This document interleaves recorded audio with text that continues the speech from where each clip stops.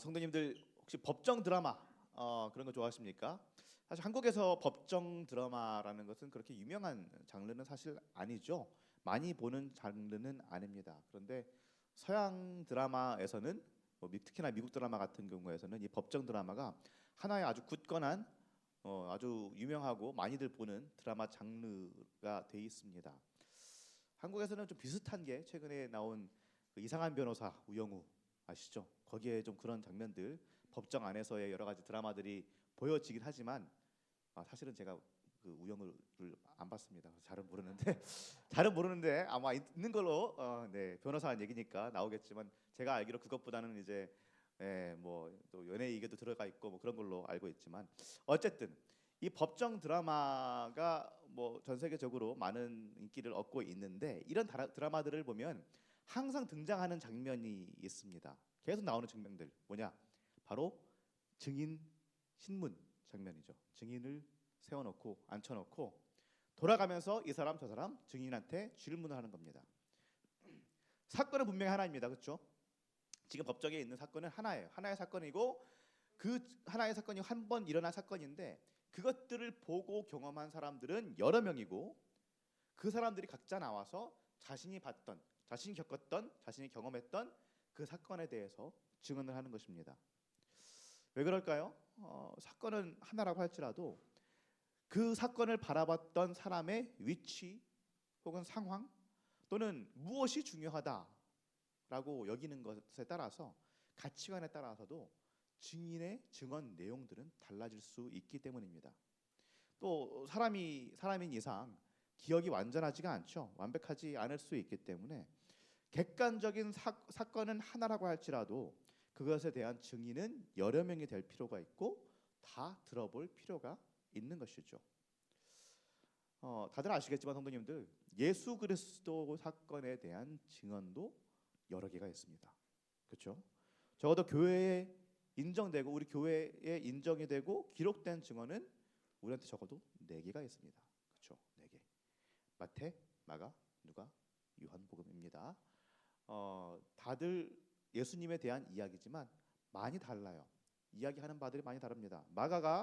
마가복음이 가장 먼저 AD 70년경에 쓰여져 있고요. 그 다음에 마태와 누가는 마가복음을 많이 참고해서 또 각자의 다른 소스들을 가지고 자신들의 복음서를 썼습니다. 그래서 사실 마태복음하고 누가복음을 보시면 마가복음하고 굉장히 비슷하거나 아니면 아예 그냥 대놓고 뺏긴 그런 부분들도 많이 있습니다. 토시 하나 안 틀리고 또 그냥 베낀 부분들도 많이 있고요.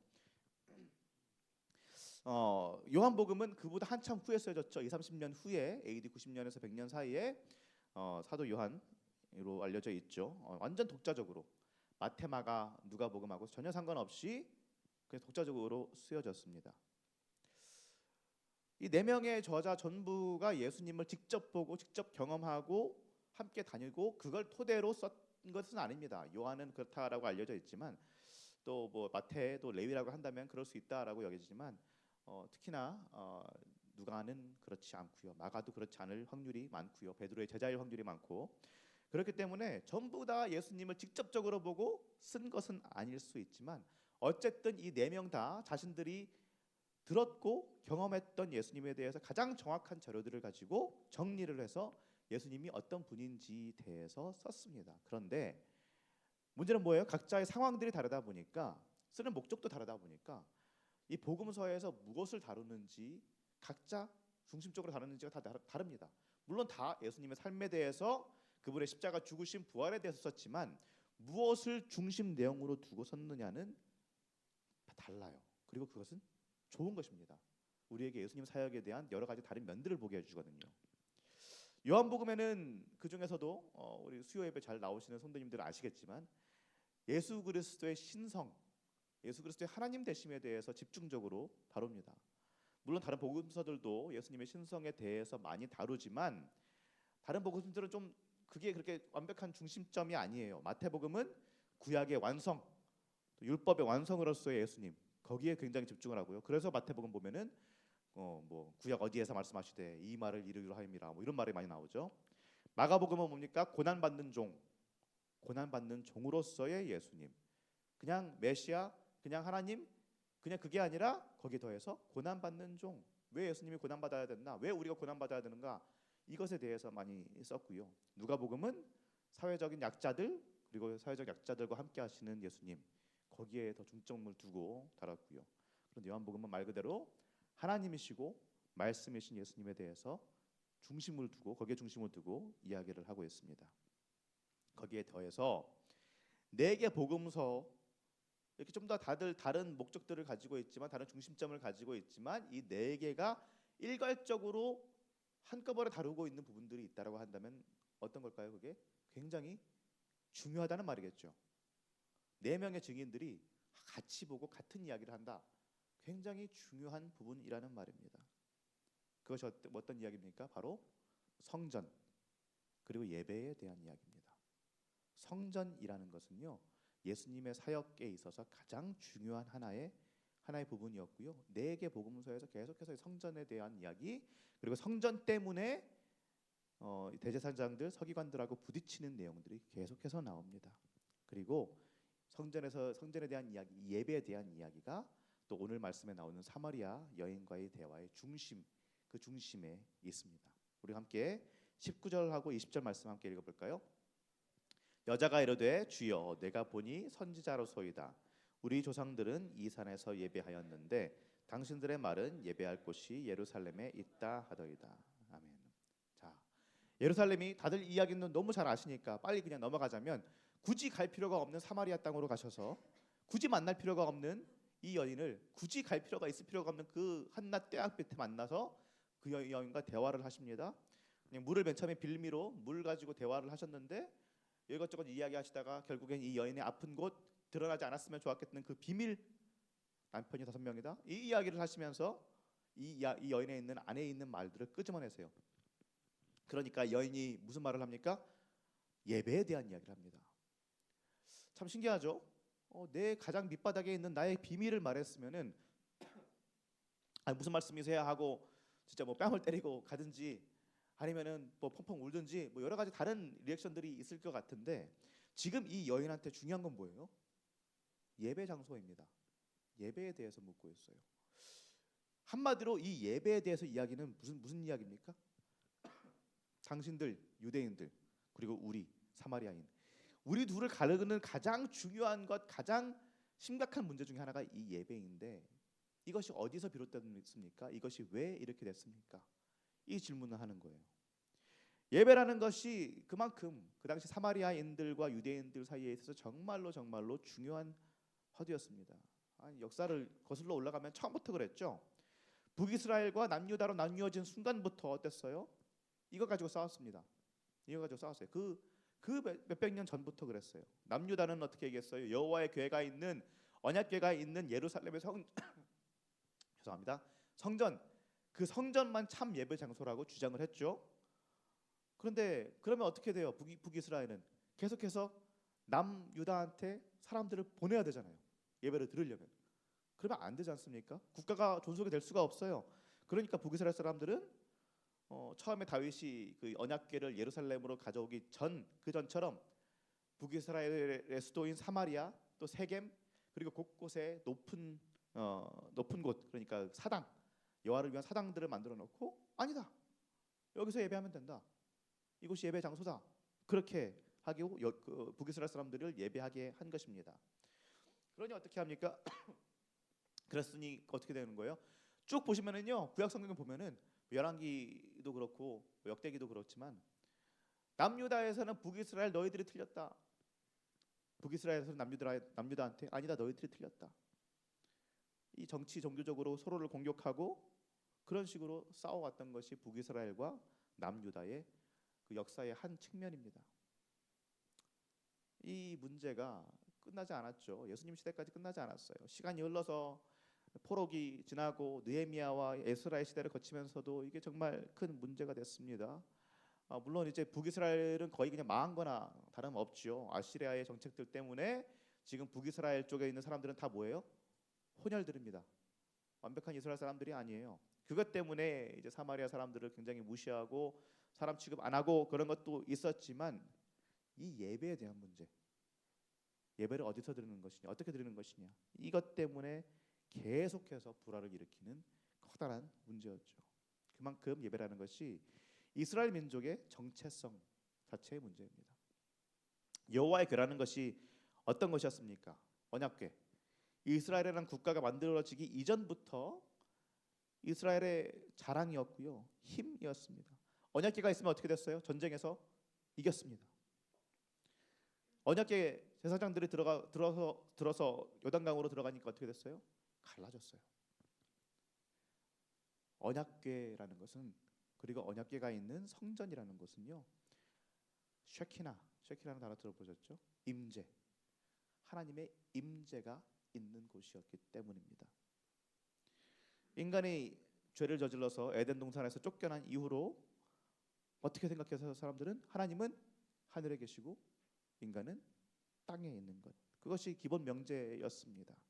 물론 그럼에도 불구하고 하나님은 사람들과 함께 하시고 하나님은 사람들을 사랑하시고 사람들을 도우셨지만 기본적으로 하나님은 인간들과 전혀 다른, 20세기 최고의 신학자 중에 한 명이죠. 칼바르트의 말을 따르면은 전적 타자, 완벽한 타인이라고 하면 안 되죠. 타자, 다른 존재, 그런 분이 하나님이셨어요. 그런데 그랬던 그런 하나님이, 창조주 하나님이 딱 한 장소에서만 인간과 만나시고 인간과 대화하셨습니다. 그것이 어디예요? 성전이었죠. 여호와의 궤가 머무는 성전, 지성소.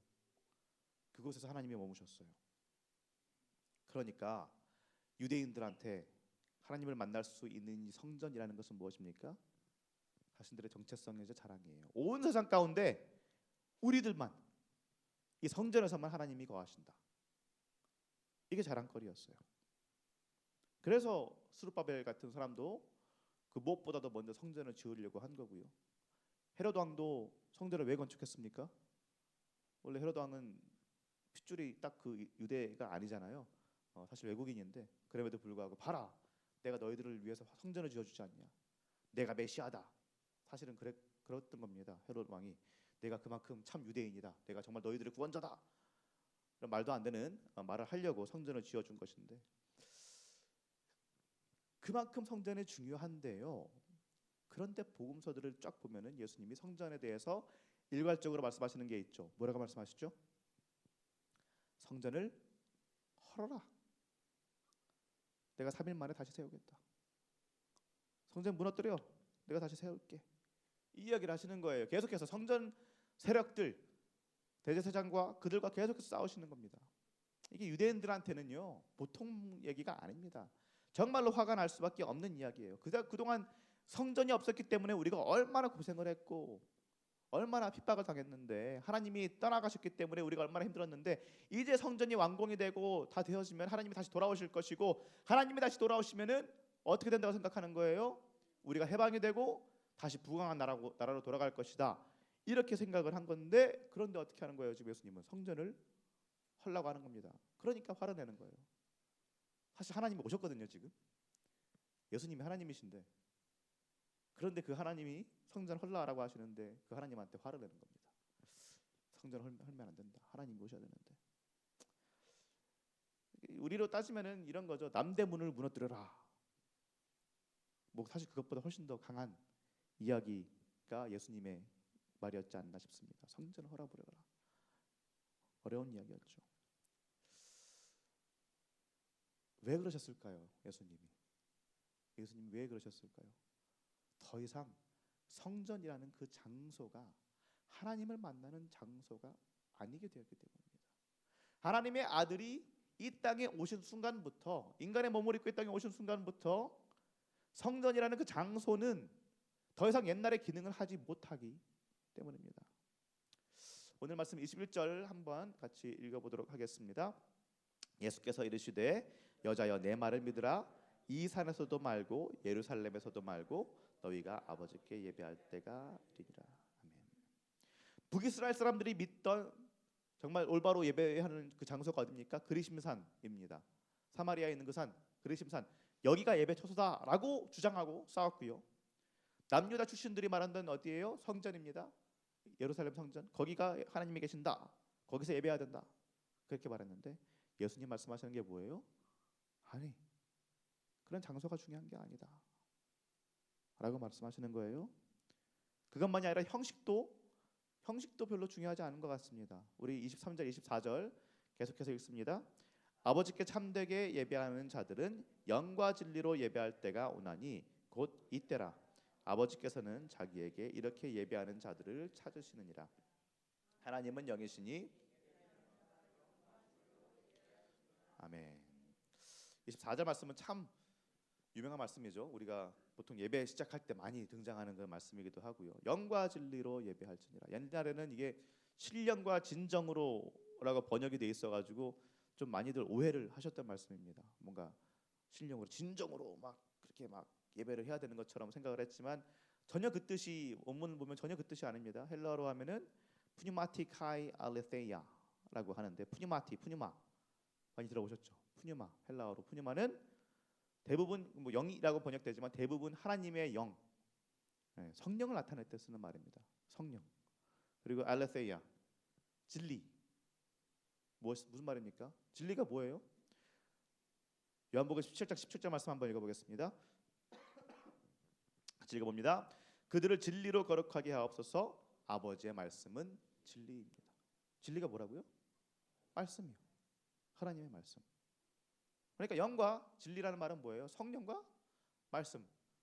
그런데 말씀이 뭐예요? 요한복음 1장 말씀 쭉 보면은요. 1장 14절 말씀 다들 아시겠지만 한번 더 읽어볼까요? 말씀이 육신이 되어 우리 가운데 거하심에 우리가 그의 영광을 보니 아버지의 독생자의 영광이요. 사도 요한이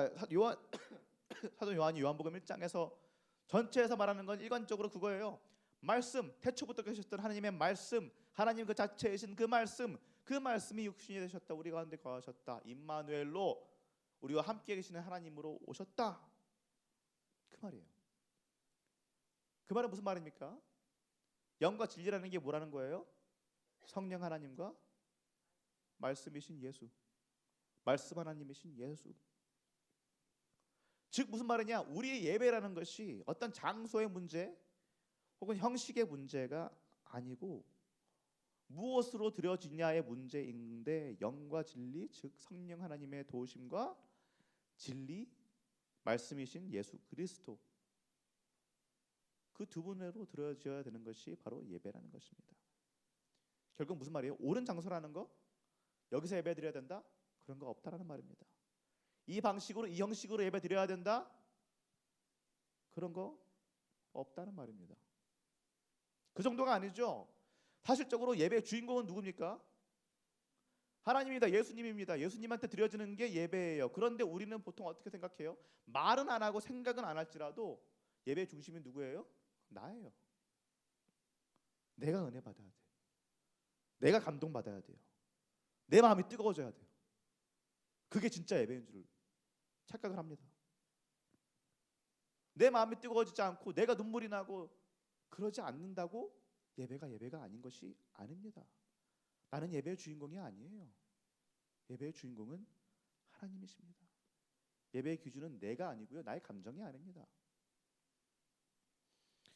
우리를 위해서 이 땅에 오시고 세상이 끝날 때까지 함께 하시리라고 약속하신 말씀 하나님, 바로 우리 주인이신 예수님, 그리고 그분의 영이신 성령 하나님, 지금도 우리 안에 내주하시고 예수께서 무엇을 하셨고 그분이 어떤 분인지 우리에게 가르치시고 기억하게 하시고 우리가 그 길을 따라갈 수 있게 힘을 주시는 성령 하나님, 그분이 함께 하신다면은, 그리고 분명 함께 하신다고 약속하셨습니다. 그분이 함께 하신다면 어떤 장소에서 어떤 형식으로 드려지는 예배건, 그 예배 장소가 무슨 그 사그라다 파밀리아 아시죠? 바르셀로나에 있는, 지금 100년 넘게 만들어지고 있고 아직 지금까지 수천억 원이 들고 있다고 합니다. 매년 뭐 몇십억씩 든다고 하는데, 그 휘황찬란한 그 사그라다 파밀리아 그 성당이든지, 아니면 제가 예전에 인도 선교 갔다가 봤던 철길 바로 옆에 둥두두 저기 기차 지나가면 두두두두 흔들리는 집 같지도 않은 다 쓰러져가는 그 안에서 드리는 그냥 그런 예배든지 상관없다는 얘기입니다. 예배는 예배예요. 또 한국 교회식의 어떤 정통적인 그 방식으로 드려지는 예배이든지, 아니면 요즘 미국 교회처럼 그런 자유분방하고 별의별 악기들 뭐 기타 뭐 드럼 이건 뭐가 뭐 이것저것 다 써서 그렇게 드려지는 예배이든지 상관없단 말입니다. 궁극적으로 또 다르게 얘기하면 내 마음이 엄청 뜨거워지든지 눈물이 흘리든지 말든지 상관없이 하나님이 주인공이신 예배에서 하나님께 드려지는 예배는 성령과 예수께서 함께 하시는 예배는 예배라는 말입니다. 이제는요, 어떤 특정 장소, 특정 형식의 하나님의 임재가 묶여 있지 않습니다. 예전에는 어땠어요? 성전이라는 곳에 묶여 있다고 생각했어요. 예배 드리는 그 특별한 방식, 자신들의 방식이 있었죠. 제사 드리는 방식이 그것대로 해야지 하나님의 임재가 있을 거라고 생각을 했습니다. 그런데 이제는 아닙니다. 예수께서 있으신 곳 어디든지, 그리고 그 말은 예수의 영이신 성령 하나님이 함께하는 우리 모두, 성도로 된 우리들. 사도 바울이 고린도전서 3장 16절에 말했던 것처럼 하나님의 성전된, 하나님 성전 누구라고요? 지금 이제 뭐라고요? 접니다. 여러분입니다. 우리가 성전입니다. 그 말은 우리가 있는 곳 어디나 어디서나 그곳에 하나님의 임재가 있는 곳이고 그곳에서 참된 예배가 가능하다는 말입니다. 이게 하나님의 약속이에요. 계속해서 복음서에서 나오고 사도 바울도 얘기하는 하나님의 약속입니다. 예수 그리스도 안에서 자신을 낮출 대로 낮추어 버리신, 모두가 볼 수 있고 맛보아 알 수 있게 자신을 낮추신 하나님의 임재, 이 약속이에요. 물론 우리는 인간입니다. 그렇죠? 살아 숨쉬는 인간이고 공간 속에 존재하는 인간들이에요. 우리는 완벽하게 영적인 존재들이 아니고요, 시간과 공간 안에 있는 존재들입니다. 그래서 우리에게는 장소가 중요할 수 있습니다. 그렇죠? 물론 온라인으로 집에서 혼자 드리는 예배도 하나님 기뻐 받으실 것입니다. 그러나 공동체로 지음받은 우리는 어떻습니까? 혼자 드리는 것보단 같은 곳에 모여서 함께 예배 드리는 게 우리한테 유익해요. 나한테 유익합니다. 확실하게 짜맞춰진 형식으로 딱딱딱 맞게 엄격하게 거룩하게 드려지는 그런 예전 예배도 하나님이 기뻐 받으시지만, 요즘 젊은 세대들, 젊은 다른 사회, 다른 것들을 경험한 젊은 세대들한테는 기타, 뭐 드럼, 여러 가지 악기를 사용한, 우리 좀 죄송한 말씀입니다만 우리 좀 어르신들이 듣기에는 시끄러운 그런 찬양을 드려지는 예배가 훨씬 더 와닿을 수 있습니다. 둘 다 하나님께서 받으시는 예배, 좋은 예배이라고 할 수 있습니다. 그러나 사람마다, 우린 인간이기 때문에 다를 수 있는, 형식은 다를 수 있는 겁니다. 장소도 다를 수 있죠. 어쨌든 요는 무엇입니까? 예배 장소나 형식에 옳고 그름은 없습니다. 하나님이 받으시는 예배를 우리가 인간이 멋대로 재단하고 판단할 수는 없다는 것입니다. 말씀이 인간이 되었습니다. 다시 한번 말하지만 말씀이 인간이 되었어요. 이 말은 뭐예요? 누구든지 어떤 종류의 사람이든지 상관없이 그분을 만나고 보고 만질 수 있다라는 말입니다. 혈루증 걸린 여인이 잘나서 거룩해서 고침받은 게 아니죠. 그냥 지나가는 예수님 옷자락만 만졌습니다. 그런데 고침받았어요. 그냥 옷자락만 만졌는데 창조자 하나님이신 그 예수 그리스도의 권능을 맛보아 알게 된 겁니다. 그러니 우리에게 필요한 것이 무엇입니까? 예배를 드리고 계시는 성도님들, 매 주일마다, 수요일마다, 새벽마다, 금요일마다 예배 드리시는 성도님들, 우리에게 정말 참된 예배, 우리가 정말 참된 예배를 드릴 수 있는 것이 어떤 연유입니까?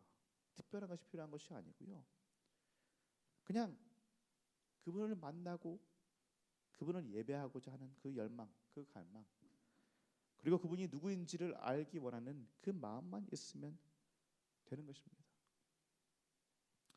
사마리아 여인을 다시 한번 기억해 봅니다. 갑자기 뜬금없이 예배에 대해서 물었던 그 여인, 그 예배에 대해서 물었다가 예수님을 만나고 예수님 메시아인 상황을 알게 되고, 메시아인 것을 알게 되고, 어떻게 합니까? 마을로 돌아가서 동네방네 다 퍼뜨리고 다니죠. 내가 메시아를 만났다, 내가 내 왕을 만났다, 주인을 만났다, 주님을 만났다 라고 퍼뜨립니다. 그래서 사마리아라는 그 땅, 유대인들 눈에 보기에는 정말 인간 같지도 않은 사람들이 사는 그 땅, 예배를 제대로 드리지도 않는 이상한 곳에서, 이상한 장소에서 예배드리는 것 같은 그 사람들이 메시아 예수님을 만났습니다. 어떻게요? 그 사람들이 뭐 잘해서요? 아니요. 예수님이 거기 가셨기 때문에, 찾아가셨기 때문에 가능합니다. 그리고 그 예수님이 지금 이 시간 이 자리 우리를 찾아오시는 줄로 믿습니다. 사마리아 여인을 찾아가시고 사마리아 여인을 통해서 그 마을 전체를 구원하셨던, 그 마을을 만나셨던 예수님이 지금 이 자리에 놓여 앉아 계시는 우리 성도님들 한 분 한 분 찾아오신 줄로 믿습니다. 만나기 원하시는 줄로 믿습니다. 그리고 그분이 함께 계시기 때문에 우리가 드리는 이 예배가 참된 예배가 될 수 있을 줄로 믿습니다. 그러니 사랑하는 우리 시흥교회 성도님들, 어디에 있든지 어떤 장소에 있든지 우리가 예수님의 곁을 떠날 수는 없습니다. 예수님이 우리를 놔주지 않으실 거예요. 그러니 그분을 믿고 그분을 의지하고, 내가 설령 예수님한테서 좀 고개를 돌린 것 같고 예수님이 보이지 않는 것 같고 어디 계시지? 그런 의문이 들다고 할지라도 우리를 끝까지 포기하지 않으시고 우리와 함께 하시며 우리를 붙잡으시고 놓으시지 않으시는 예수님을 붙들고 의지하면서 언제든지 고개를 돌리고 다시 예수님 바라보고 예수님께로 가까이 가며 그분께 예배할 수 있는 우리 모든 성도님들 되시기를 예수님의 이름으로 축원합니다.